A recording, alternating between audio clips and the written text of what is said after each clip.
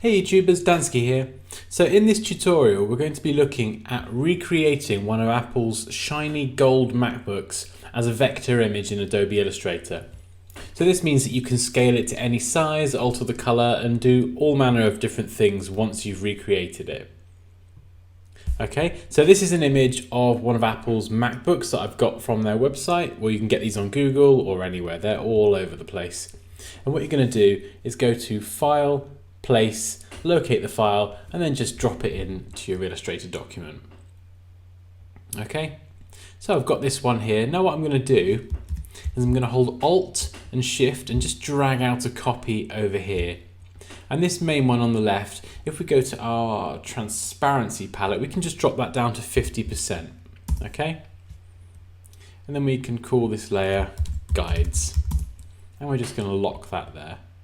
And then this one above, we're going to call it MacBook. And this is where our recreated vector is going to sit. These guides are purely just for reference. Okay, so the first things first, we're just going to create the screen area. So really simple. Select the rectangle tool and just drag over like so. Okay, and then swap the fill and the stroke and just zoom in. Make sure you align the stroke to the inside and then just increase the weight. And we can go up to Effect, Stylize, Round Corners.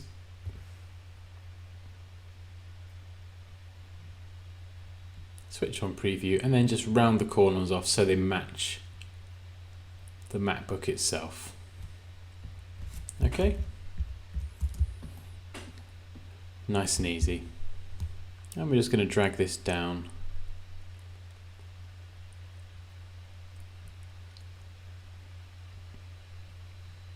Probably down to somewhere like that. And then we can go ahead and create the screen as well. Even simpler, just use the rectangle tool, and just draw a simple rectangle. You can outline it for now. And one thing we should actually do is we should start sampling some colors, because as we recreate these elements we will start needing to sample colors. So if I just use the eyedropper tool and we're just going to create some global swatches. It's important that they're global swatches because when we go to edit those later on, if we need to tweak any colors, it will affect every instance of that color. And that's something that we definitely want. So let's just sample a few different shades as well. It just gives us a bit of variety when we're adding color in. So we'll get some lighter shades of gold, we'll get the darker shades as well. Just need to go and make sure, okay, just make sure that all of these are global swatches, and you can tell that by the little white triangle in the corner.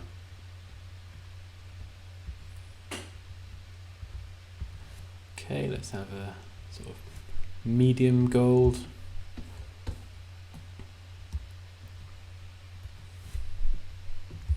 Okay, I think that gives us enough to work with for now.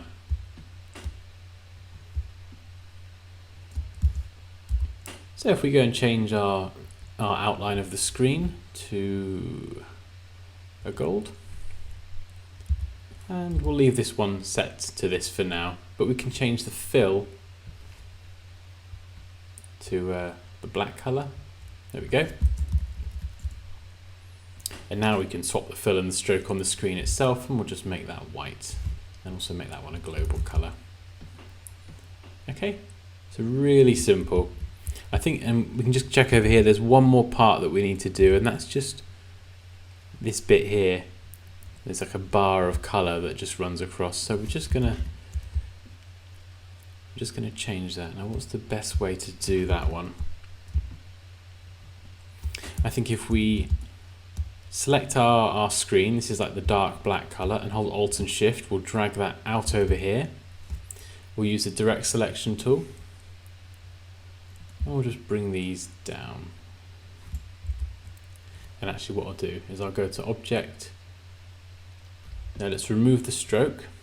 Go to Object, Expand Appearance, and then we'll just use the Direct Selection tool to get rid of these top two anchor points.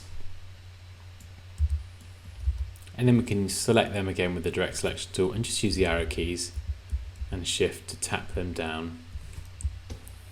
How far does it go? Okay, I see, so a little bit under the screen. So this is why it's good to have the colours sampled, so we can now see, okay, this one needs to be the slightly lighter colour. And then what I can do is slide this back in and make sure it snaps in place.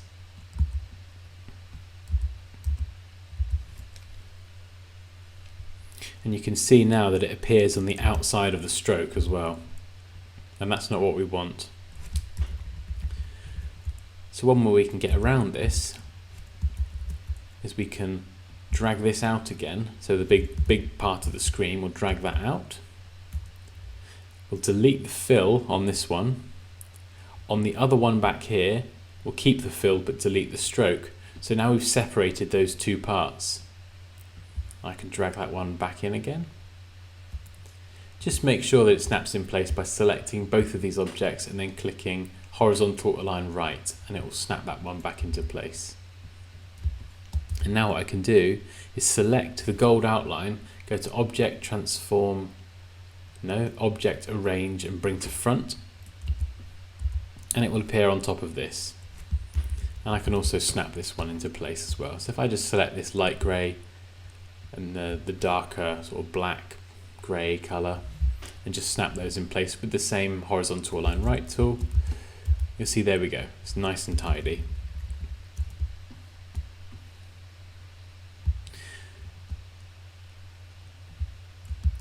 So we can actually move these out of the way for now. So let's just move that down. Just holding Shift and the arrow keys, we're just going to shimmy that out of the way. And we're going to move on to this part here. And what we're going to do is create half of this and then just flip it over because it's exactly the same on the other side. So we're going to select the rectangle tool and we're going to create this first bit here. Let's just have a look. Shift out the way. Okay, so it's very slightly rounded at the edge. So let's just go and round those corners off. A little bit less than that. Very slightly. Half a pixel. That's detail right there. Okay. And what colour have we got? Okay, so we've got a bit of a gradient going on here.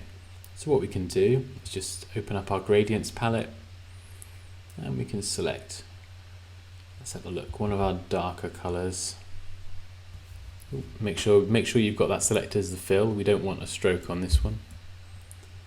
And then it's going to go through to a really light gold. I'll switch those around.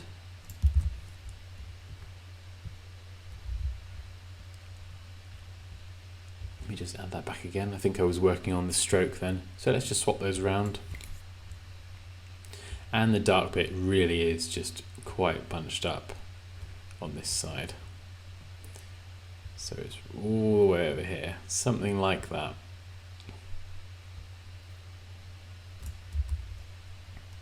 Okay, looks good. So let's just shift click that back into place. Then we can create this bit here. So it's kind of similar. So if I hold Alt and Shift and just drag a copy of that across, and just make sure it snaps in place.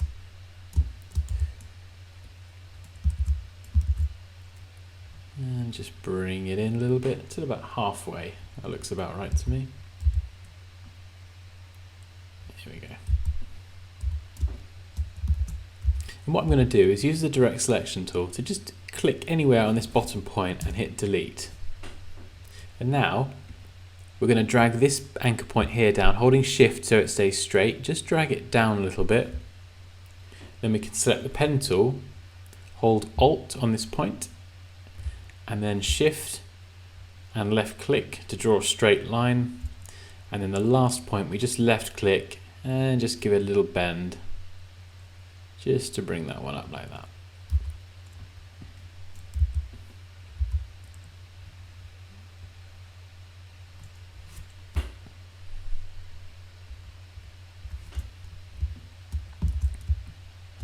Aha, aha, something I didn't do.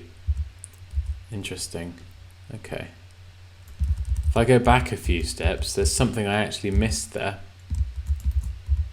Because we've got a curved corner on the edge, I need to first go and expand appearance here, and then using the direct selection tool, delete these two endpoints. Then join them back up, and then I can use the direct selection tool to delete the bottom, drag this down, and then take us back to where we were. So now it doesn't recognize that there's any rounded corners. That's what was causing the problem. So there we go. And we can also just square these up as well.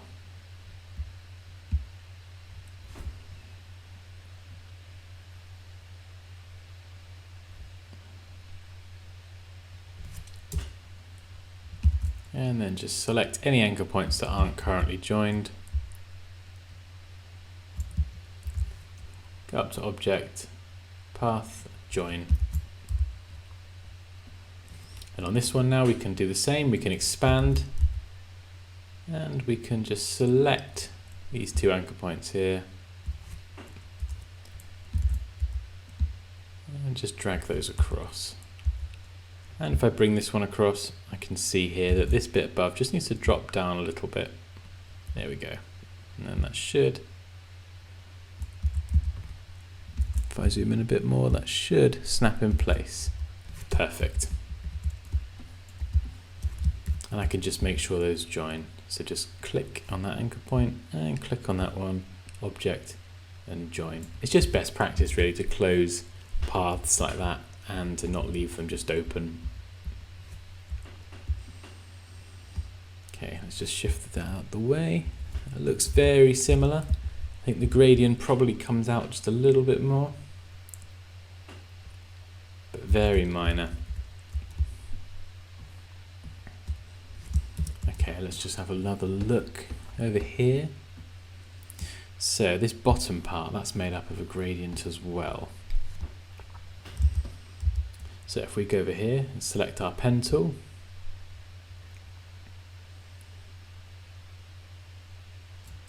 should move him out the way a second. And we're going to click, I think whereabouts is it? Here.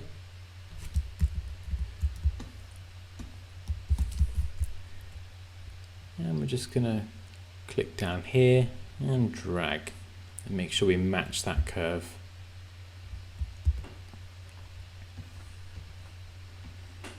Then holding shift, we're going to click all the way along until it lines up here, and then drag this up.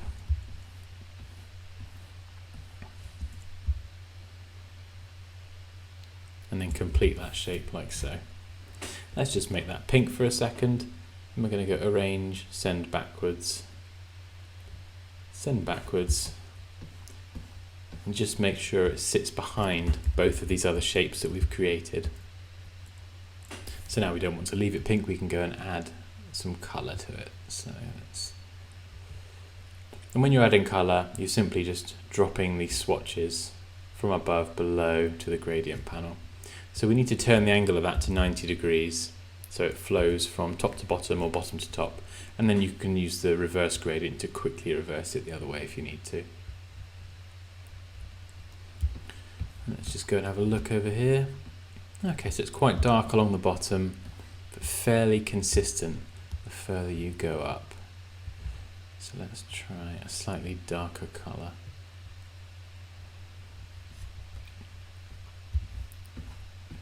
And I probably want to lighten this one a bit. So this is again why it's really good to have global swatches, because now I can go in and just quickly lighten this colour. And it will affect every instance of it.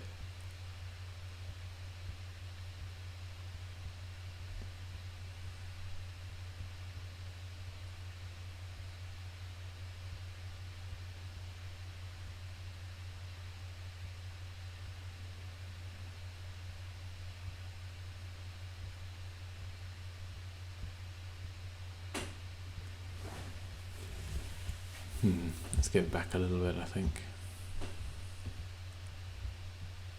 So another way that's easier to pick a lighter colour is to select your swatch, go to colour guide, and you've got the different shades here. So I believe we're about here somewhere. So you can click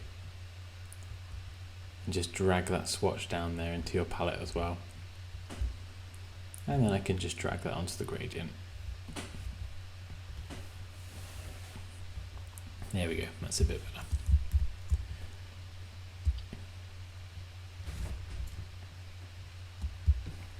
Let's just have one more look over here on the right.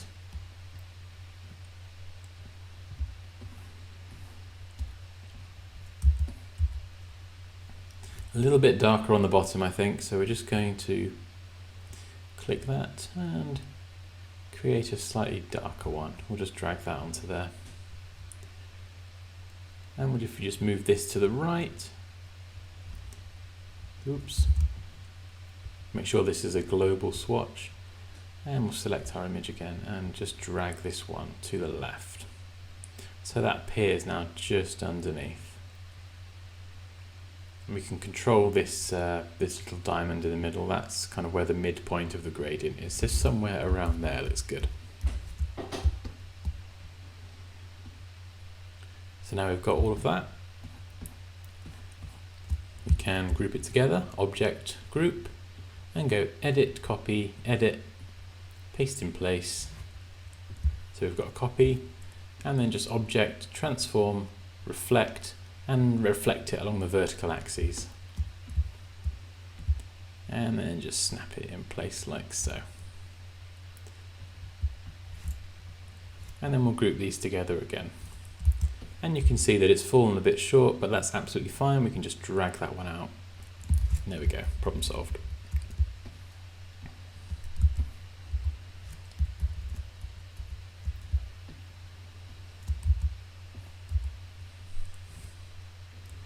Now one thing I noticed is we have a slight kind of bevel around the edge here. So we're going to create that. So we're going to select our outer gold colour and just go copy, paste in place. Let's just make it pink again for now. It's usually good to make it a really bright colour just so you can see it when you're working on it. Let's drop that down to 1.5.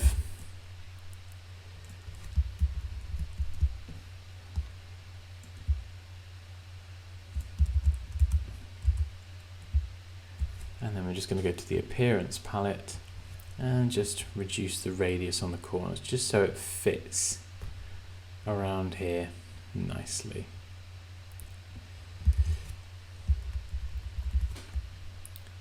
Might even drop that down to a stroke width of 1, I think. And then let's just go and change the colour.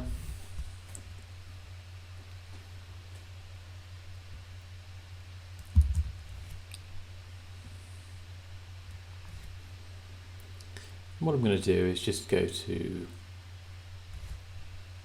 Object, Expand Appearance, and we're just going to blur this very slightly.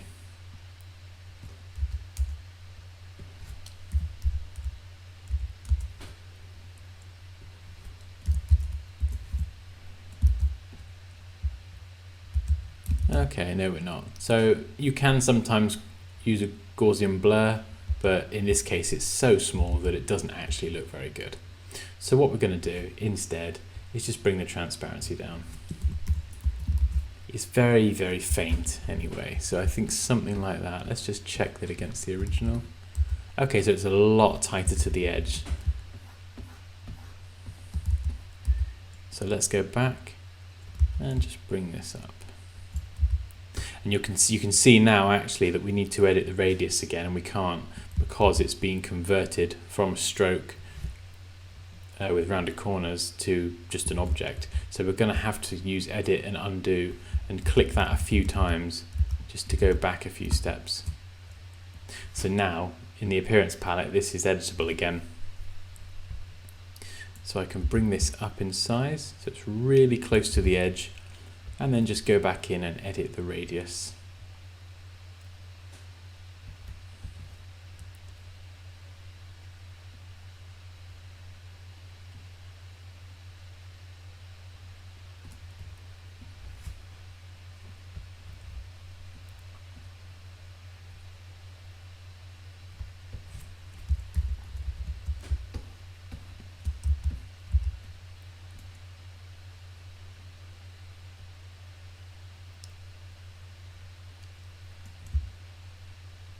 And let's make sure everything's just positioned nicely and is looking correct. Okay. So I think that looks about right. So let's select that and just select the appropriate color again. And you can just drop the opacity down with the transparency if you like. There we go, much better. It's not that noticeable, but it's just a little detail that I think it's worth adding in. We've also got our camera here, so we're just going to add that in as well. Nice and easy. Let's just draw a circle. Edit, copy, edit, paste in place. Drag that down.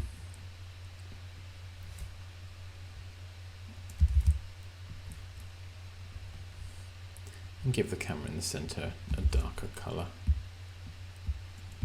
And keep that really simple for now. And we can just group those two elements together so the camera is one piece. Okay, so we've got all our parts now. We should be able to put this together. One last thing, let's just check that this is all grouped down here. So the screen is one group, the aluminium body itself is one group, and the camera is one group. We can select all of this and then just click up here and go horizontal align center, and it will just shift everything so it's in position and lines up, so it's not kind of off center or anything. Okay, so let's position that, and now we can just bring this one behind, so that's the frame. We can just go object, arrange, bring to front, and that'll bring that in front, and then the camera, that's already on top anyway, and we can just move that up a little bit.